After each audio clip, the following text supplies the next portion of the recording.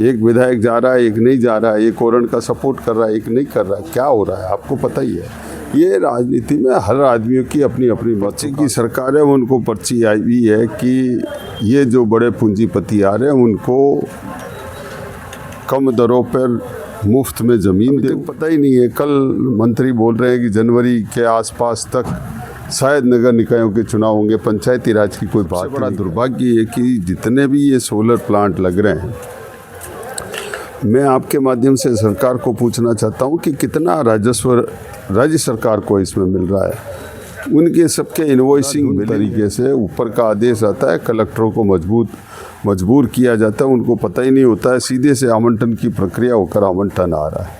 इसलिए अब छोटे मोटे बड़े परिवार में कहाँ बर्तन बसते ही और होता है। बाकी कांग्रेस मजबूत है और एक मजबूत जिला अध्यक्ष आएगा। मैं आपको इतना ही कहा, हाईकमान का जिन्होंने जो निर्देश दिया, निकाला भी उन्होंने ही था, अंदर भी उन्होंने लिए, ये उनका निर्णय है। ये हमारे इस परिधि में नहीं आता है, इसलिए इसमें मैं कोई कमेंट नहीं करूँगा। कदावर नेता कहे या अशोक गहलोत जो पूर्व मुख्यमंत्री है उनके करीबी रह चुके, सुनील जी परियार है जो आज रामदेवरा दौरे पर पहुंचे हैं, क्या कुछ कार्यक्रम रहा होगा इसको लेकर बात करा जाएगी। सर, जिस तरीके से जो है रामदेवरा दौरा रहा है, क्या कुछ कार्यक्रम रहा होगा? तो धार्मिक और पारिवारिक यात्रा है और बाबा रामदेव जी से यही प्रार्थना की है पूरे क्षेत्र में अमन चैन शांति रहे, सब में समृद्धि आए और बाबा की कृपा सब पे बनते हुए सब में एक प्रेम का भाव आए।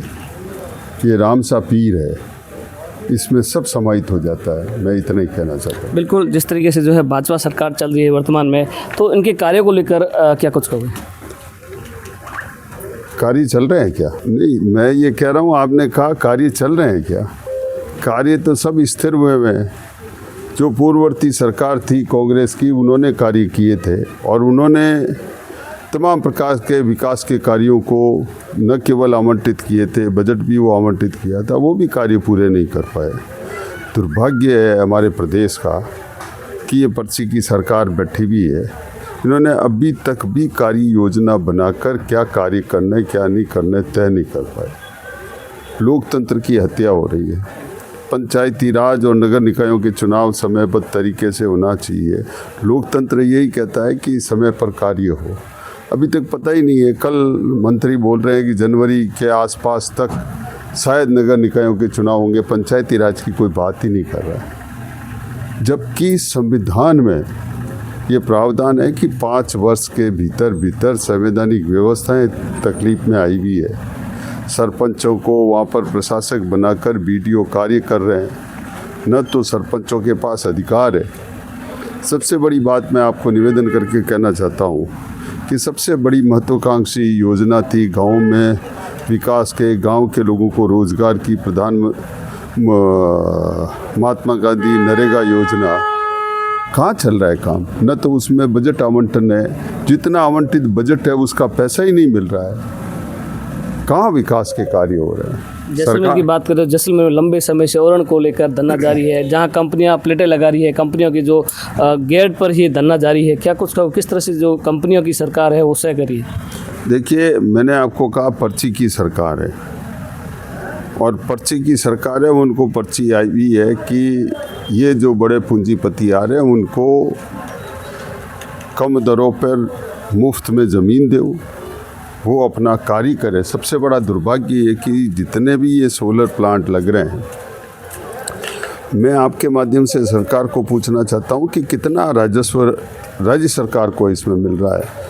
उनके सबके इन्वॉइसिंग बिलिंग है वो अलग अलग दिल्ली से या गुजरात से वहाँ पर बैठे हुए हो रहे हैं। स्टेट को इवन न तो इलेक्ट्रिसिटी ड्यूटी से लेके और न जीएसटी का कोई अमाउंट मिल रहा है।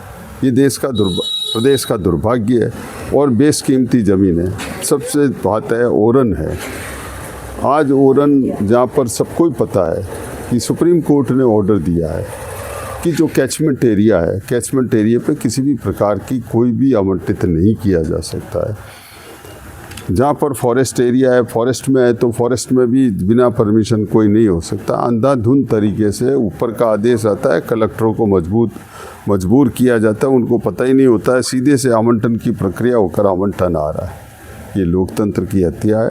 और ये डेमोक्रेटिक सिस्टम रहा ही नहीं है। तो आपने जो मुझे कहा कि सरकार कैसे चल रही है, तो मैं यही कहूँगा सरकार चल ही नहीं रही है। प्रदेश में कांग्रेस की बात करें, जो जिलाध्यक्ष को लेकर उठापटक है वो लगातार जारी है। जैसलमेर में 2 गुट है, धंधे गुट और फ़कीर गुट, और जो टिकट मिलती है या तो फ़कीर परिवार को मिलती है या धंधे परिवार, मूल ओबीसी को ना तो टिकट मिल पा रही है ना बना पा रही है। क्या लगता है इस बार जिला अध्यक्ष है वो मूल ओबीसी से बनेगा या फ़कीर गुट से या धंधे गुट से? नहीं, देखिए आपके जैसलमेर में तो अभी मूल ओबीसी का अध्यक्ष है। देखिए बाड़मेर, जैसलमेर और बालोतरा 3 ज़िले आते हैं। सबके सामाजिक समीकरण और संतुलन देखकर वहाँ पर किया जाता है, और बड़े परिवार होते हैं। कांग्रेस में गुटबाजी है, कांग्रेस से ज़्यादा भाजपा में गुटबाजी है। एक विधायक जा रहा है, एक नहीं जा रहा है, एक ओरण का सपोर्ट कर रहा है, एक नहीं कर रहा है। क्या हो रहा है आपको पता ही है। ये राजनीति में हर आदमियों की अपनी अपनी महत्वाकांक्षा होती है, पर फिर भी कांग्रेस मजबूत है। और मैं ये कहना चाहता हूँ कि जैसलमेर, बाड़मेर, बालोतरा, मारवाड़ का जोधपुर क्षेत्र है, वहाँ पर कांग्रेस मजबूत है, मजबूत रहेगी। अशोक गहलोत जी के नेतृत्व में जो उन्होंने अपने 3 कार्यकालों में जो जनहित के, सामाजिक हित के जो कार्य किए, आज भी लोगों की जहन में, आप बाहर गांव ढाणी जाकर पूछ लीजिए। इसलिए अब छोटे मोटे बड़े परिवार में कहाँ बर्तन बसते ही और होता है। बाकी कांग्रेस मजबूत है और एक मजबूत जिला अध्यक्ष आएगा। मैं आपको इतना ही कहना चाहता हूँ। बिल्कुल, आगामी पंचायत राज चुनाव है, नगर निकाय चुनाव है, क्या लगता है कांग्रेस जो परचम लहरा पाएगी? निश्चित रूप से मैं ये कह रहा हूँ, पिछली बार भी मैं प्रभारी था, कांग्रेस को बहुमत मिला था, कांग्रेस को बहुमत अब भी मिलेगा। ये तय है, कांग्रेस को बहुमत मिलना है पंचायती राज में, ये निश्चित मान के चलिए। लोगों की भावना जिस प्रकार से आज लोग अपने आप को एक प्रकार से ठगा सा महसूस समझते हैं कि सरकार बदली, उनकी अपेक्षाएं थी, कहाँ कार्य हो रहा है। पंचायतों में ग्रामीण स्तर पर क्या स्थितियां बनेंगी सबको मालूम है, इसलिए कांग्रेस की सरकार आए। बिल्कुल, बाड़मेर मेवारम की बात करें, जो पूर्व विधायक थे उनके पोस्टर है जो होर्डिंग बोर्ड पर लगे थे, उस बारे में मैं कुछ भी नहीं कहना चाहता हूँ। हमारे कांग्रेस के 3 जिला अध्यक्षों ने ये बात कहे थे कि इस प्रकार के पोस्टरों में हमारा कोई लेना देना नहीं है।